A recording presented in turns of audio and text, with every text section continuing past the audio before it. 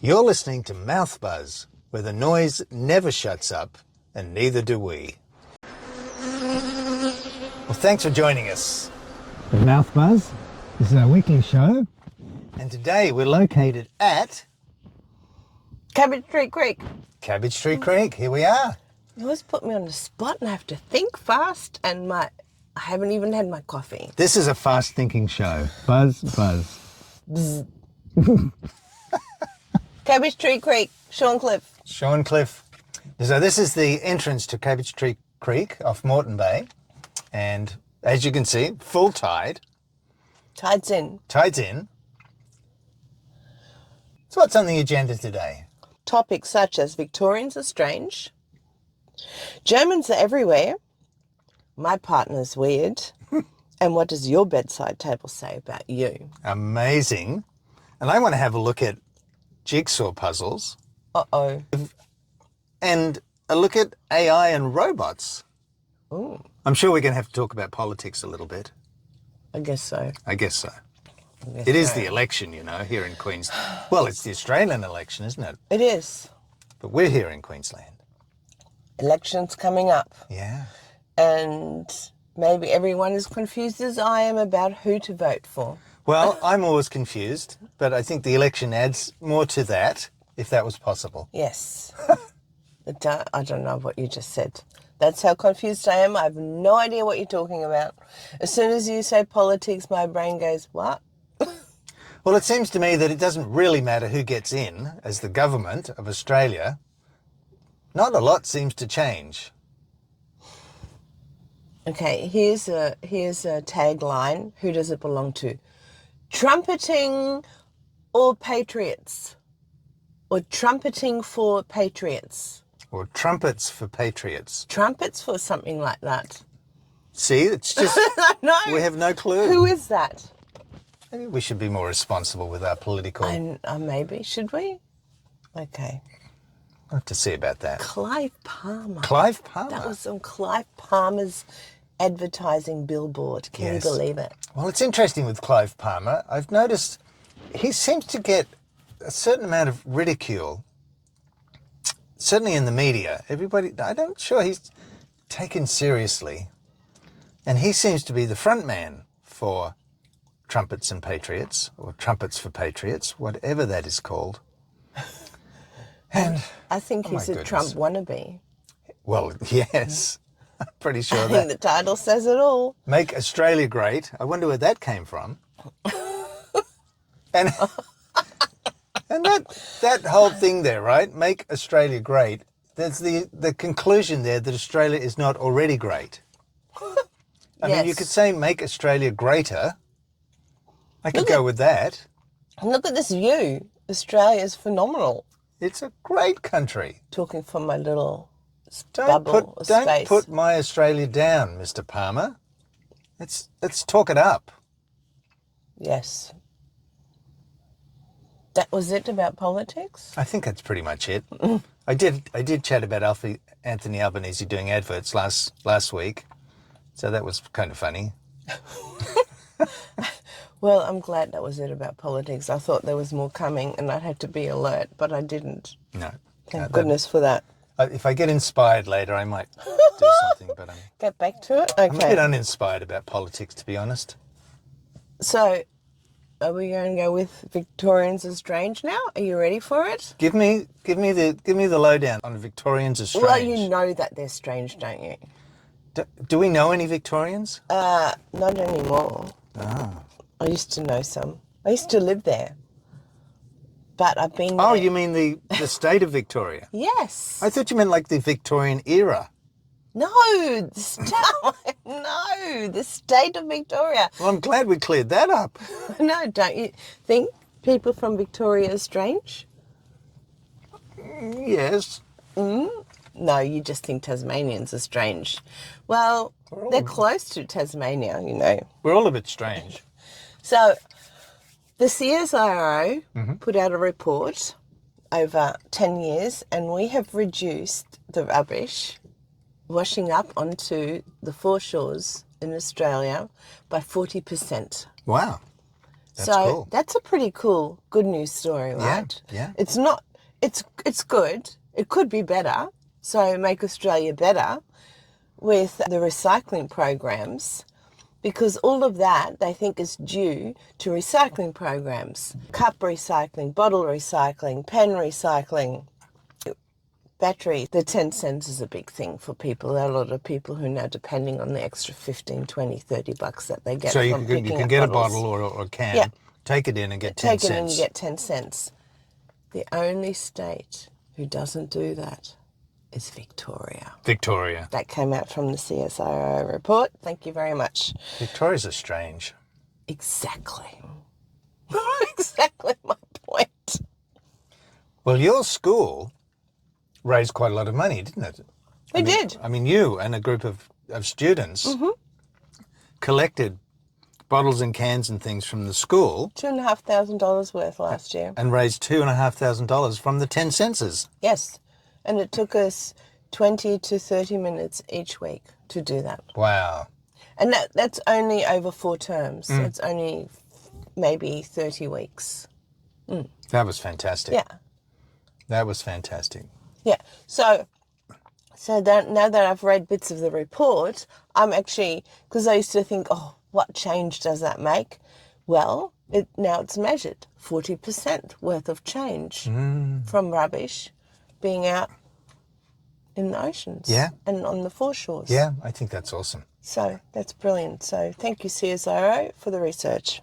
I got an email from a student this week. What did it say? I do check my emails whilst on holidays. And the student said, "Hey, miss, your German, my German, right? Your German came in handy. I'm in Sydney on holidays and there were some Germans cooking and they were talking and I understood some words and I was even able to speak a bit of German. So those Germans are everywhere. And this is education in action." That is awesome. I know, it was brilliant.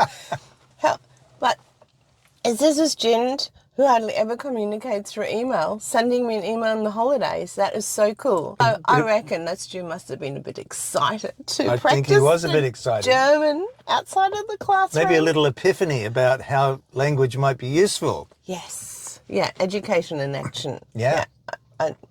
I don't know how to bring that into the classroom, but that was pretty cool. Well, it doesn't matter about the classroom because he got it. And he had fun with it. And suddenly a door opened that was closed before. And so he might talk with his friends about that. Yeah. It doesn't always have to be you. And taking it was it a forward. student discovering it themselves without me pushing it. Yeah. It was Yeah. self-discovery Yeah. moment. It was great. So he owns it now. Yes. It's not somebody telling him something. He and it owns might not be my German any longer. Yes. Just your German. Might be his German. Maybe there'll be some ownership soon. Oh. We'll see. I remember being on a bus with a Scottish girl, and there was a lot of people on the bus, and she turned to me and she said, "There's some people over there and they're talking German, and I can pretty much understand them." Wow. And there was some correlation or connection between Scottish, the language, and obviously they speak English in Scotland, but but she was picking up. Well, it's almost a different type of English, isn't Yeah, it? yeah, The colloquial language. yeah. It has the same roots. English and German, I believe. Well, I've got something for you Yes. because I know you'll like this one. Okay. Are jigsaws addictive? Not jigsaws. Are jigsaws addictive to people? Not jigsaws. Do jigsaws make people addicted? See, you've got the wrong word. I don't do jigsaws, if that's what you're hinting to. I do mozzies. That's a jigsaw. Backwards. It's still a jigsaw. It's a bit different, though. It's backwards. It's mozzies. I did a little research on this Okay. because you are someone that sets up a jigsaw, Yes. and then once you've done that, I always know where you are. I don't have to wander around the house looking for you going, "Where are you? Where are you?" I just go to where the jigsaw is. The mozzies. And there seems to be no medical studies or evidence or commentary, particularly, that jigsaws are addictive. However, Yes. there is a huge amount of information online from people that do jigsaws saying that they're addicted. So what do you say to that? I'm not addicted.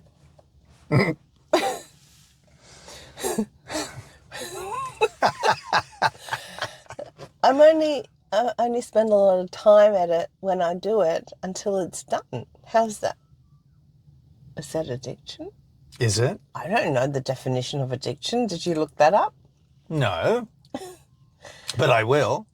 Okay. And then you can tell us next week whether I'm a was-gish addict or not. Oh, I know you are.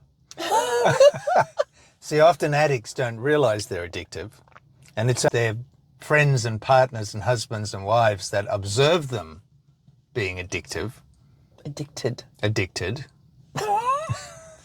Let me correct that for you. And then they report them to the medical association and get them submitted. Where to? Some clinic. Do they have was-gish there? No, Oh, damn it.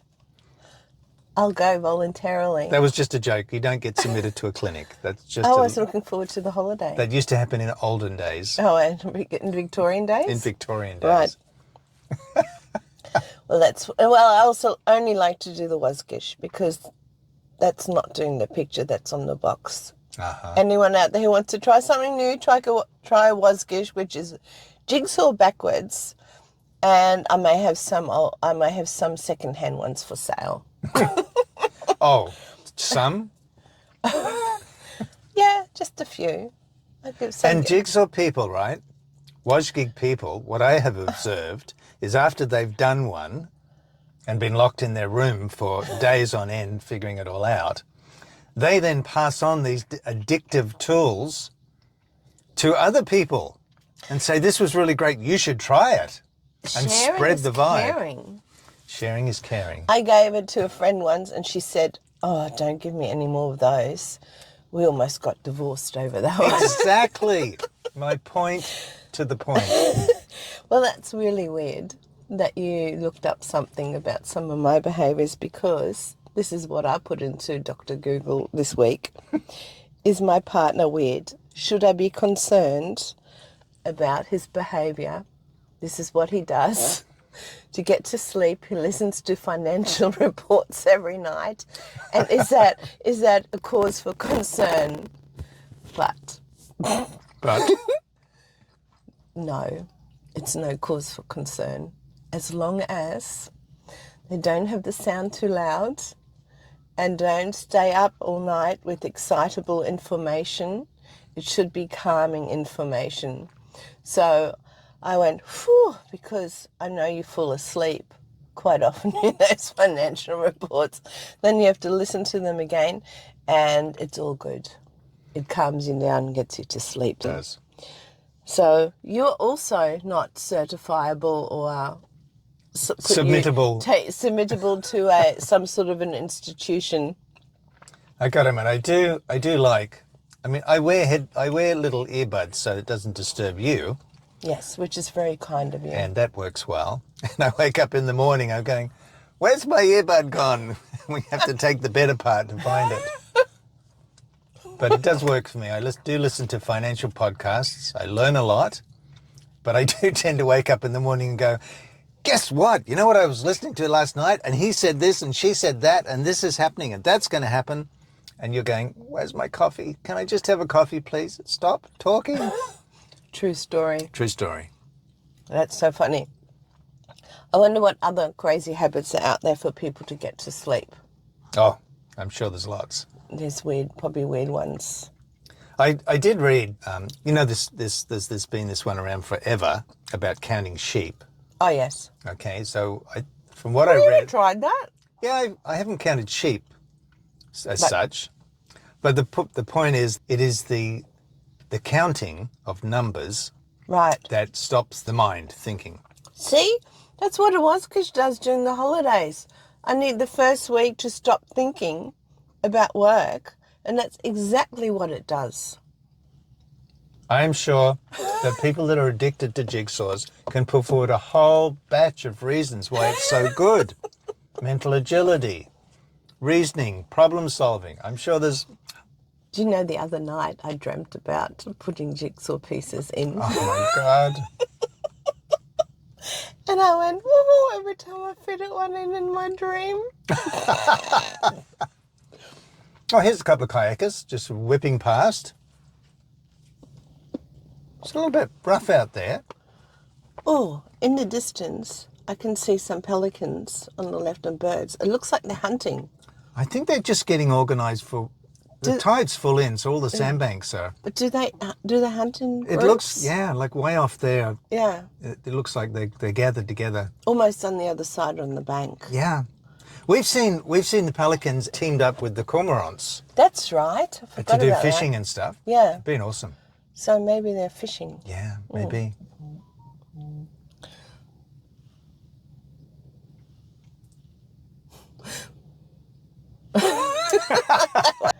Then I went into further research about you. About me? Yeah. And think about it. Think about what's on your bedside table and what, if we were to psychoanalyze that, what does your bedside table say about you? You're asking me. Yes. It says I'm a brilliant person. In what way? How? Every way. Yeah, but what? Okay. Tell people what's on your bedside table.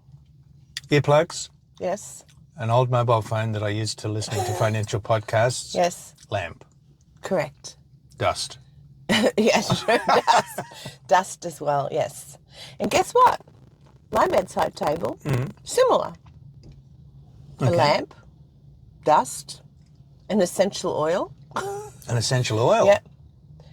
And things I put in my nose to stop me from snoring. Oh, And that's about it. So we're very minimalistic. We like things neat and tidy and uncluttered. We're not readers before we go to bed because then we'd have a book. So those are all the things that it tells us about our character, about what you have on your bedside table. See, however, you brought me back from Uluru a unicorn. yeah. And I put that little cute, Let's put this in context. oh yes, I didn't see any unicorns at Uluru. This was a little 3D printed, little rainbow coloured unicorn yes. statue Yeah. that a friend had bought from the United States. Yes. So that's now, I received that gift. I like unicorns because they're mythical creatures. And it's all about fairy tales and imagination. But guess what? What? Recently, then the second point I read about it was, well, the LGBTQ plus community have recently hijacked the unicorn as their sign, and I'm very upset about that because unicorns belong to mythical creatures and fairies and fairy tales and imagination. What do you say about that? Well, what I would say is there's nothing unusual in that. So let me point your attention to football teams.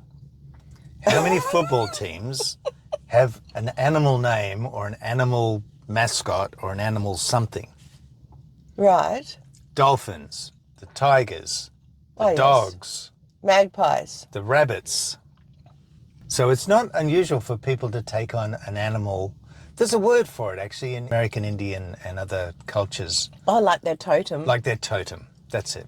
So it's it's kind of a, since we're on behavioral and psychological things, Okay. it's common for human beings to take on totems of animals.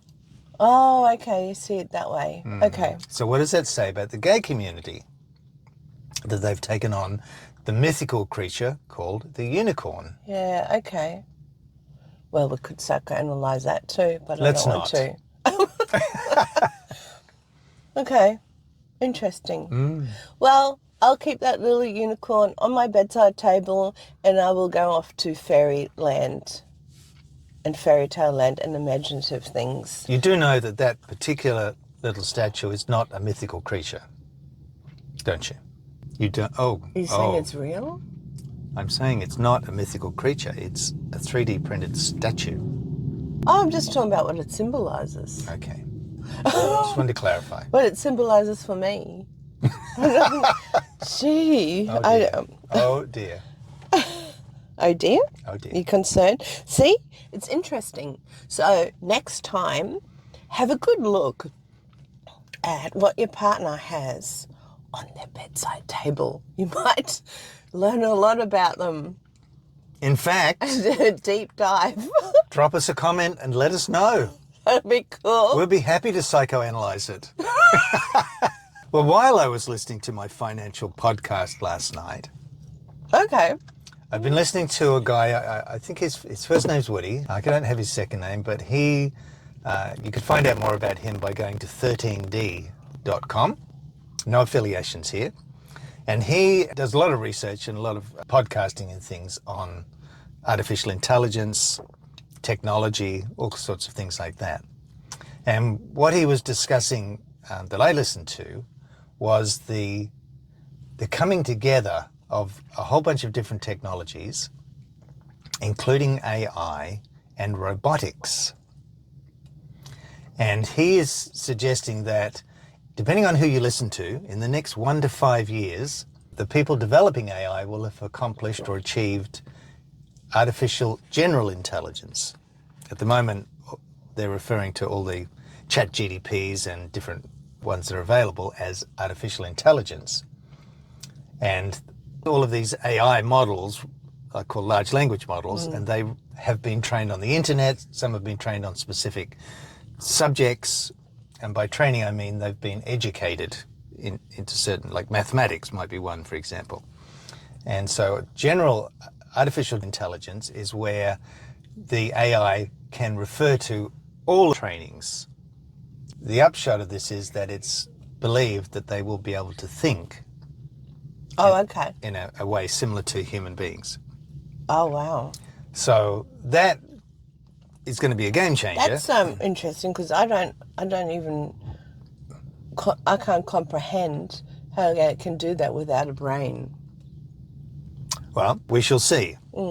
Without trying to delve deeply into that, because I don't have enough information about that. But which means if they can think, that means that they can, to some extent, create and have certain capacities that humans have. And the thinking is that they will be able to build these artificial general intelligence, will be able to build the next AIs. So it won't be humans coding them up and building them. It'll be the actual AGIs themselves. That's kind of interesting. But couple that with China is the leading country developing robotics. And what is coming is this coming together of AGI and robotics, creating humanoid creatures. Can we call them creatures? Yeah, why not? Humanoid robots. Yeah. And these, I mean, look, take at the moment, right? We've got a robotic vacuum cleaner washer. Awesome, yeah. Yeah, which we really like. And lawnmowers that just go, you set them going with a battery and they just whiz all over your lawn and mow your lawn for you. And the vacuum cleaners are evolving all the time, because now there's one that can actually climb over obstacles. Amazing. Yeah. Yeah. So all of this is coming. And they're forecasting that in the future, no time frame just yet, this will become the industry of the future. And there will be as many humanoid robots as there are people. Wow. Doing all sorts of things. So who knows, we might be going to our favourite coffee shop to get our Sunday morning coffee to discover that our barista is a humanoid. You mean a robot? A robot. Okay, now I'm going to all the sci-fi movies from yesteryear. And I go immediately into RoboCop and the Arnold Schwarzenegger ones, and oh my goodness. So, an interesting future. And like all technologies that come in, right, it'll be disruptive. I think this particular combination of robots and AI will change the world in ways that we cannot imagine. So really humans have to reinvent themselves again. Again, yes. I think any repetitive kind of jobs will be done by robots. Yeah. I think all of that kind of factory work, I mean, that's happening already. I mean, IBM have got a factory that's fully roboticized. Roboticized. Could that be a new word? Absolutely. Yeah. Add it to the dictionary. It's completely automated. Wow. Yeah, Completely. completely. Amazing. And I'm sure there's other car manufacturers have had this in various... You've seen the adverts and things on TV where there's a robot doing some welding or something. Yes. Well, Yeah. yeah, I'm sure this is very well advanced in factories and the manufacture. So there you go, see? So from my financial podcast, we learn some more. Yes, we do indeed. We do indeed.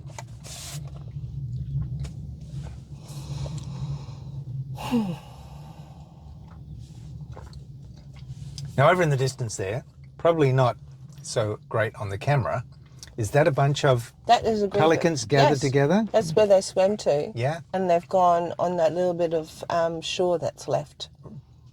Maybe there's a little beach there that they're all Yes. on. Yep. Yeah. Yep. That's nice. It's quieter here than one of our regular haunts over at Sandgate Beach, isn't it? It's less people, a little bit of fishing going on in the jetty. More wildlife. More And birds. the tide is full in.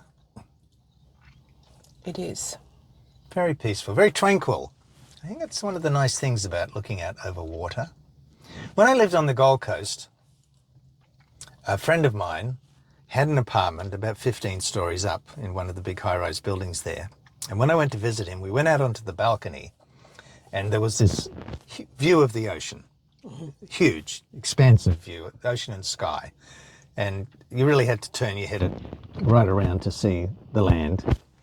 And from their bedroom, when they woke up in the morning and looked out, that's what they saw. Oh, lovely. I was thinking that it was a little bit boring because it's just the ocean, right? And just the sky. But it's this sense of space Yes. that I think is so compelling. And as you said that, there's one other thing with water. What's that? There's always a sense of movement. Yes, It's not still. it's never still.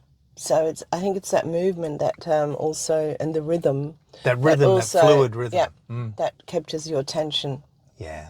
whilst you're viewing what.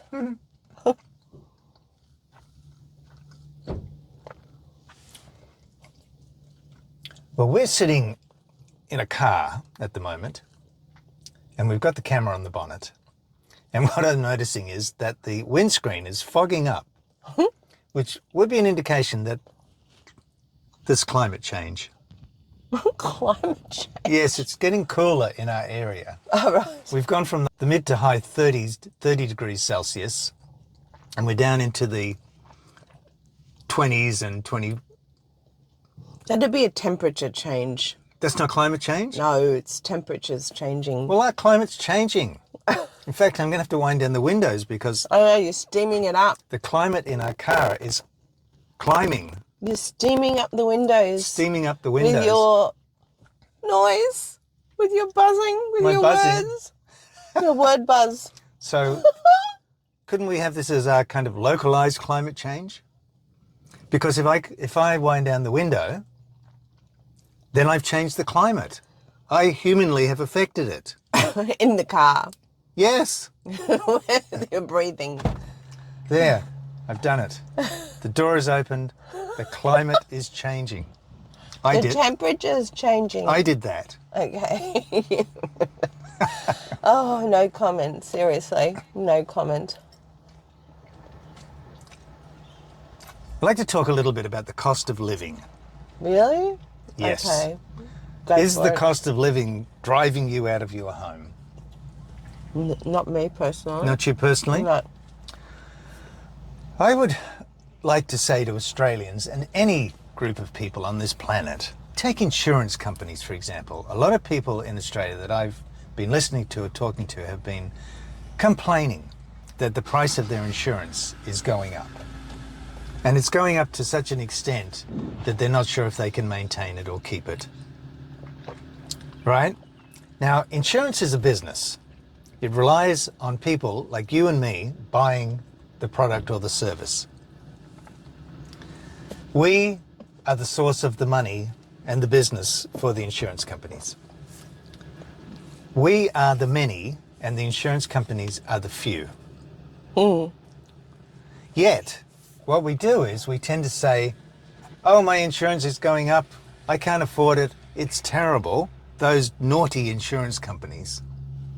But the reality is we have the power, yet we tend to act as individuals, powerless against the big corporations, rather than the collective, powerful. Compared to us, the corporations are tiny. Yes. So how would we affect change in insurance companies? Not by their product. Exactly. If we, the people, the many, ceased all of our insurance policies, everything that we could, there would be car insurance, house insurance where you can, all sorts of insurances, together on the same day or the same week or the same month, those insurance companies would go into damage control because they would have lost a huge amount of their business. And the effect would be that we would be without insurance for a period of time. But the big effect would be that the insurance companies would either have to change what they're doing or go broke. Because if we, the people, we, the many, are not buying this stuff from them, they cannot function as a business. Well, yeah, that requires people coming together and working together. It does. And that never happens. Why does that not happen? Why doesn't that happen? It does happen in extremes. Like take the French Revolution, for example. Yes. Take the people, there's people in certain countries at the moment that are protesting hugely about stuff and actually taking on the police and what have you. But you don't need to do that. You don't need to go and protest and fight and march on the streets. You just need to stop buying insurance. Well, with regards to insurance, Yeah. yes. Yeah. Like if you don't like the fact that Woolworths and Coles are making all of this money and the price of groceries is coming up and you think that Woolworths and Coles are the blame for it all because they're big profitable corporation, stop going there.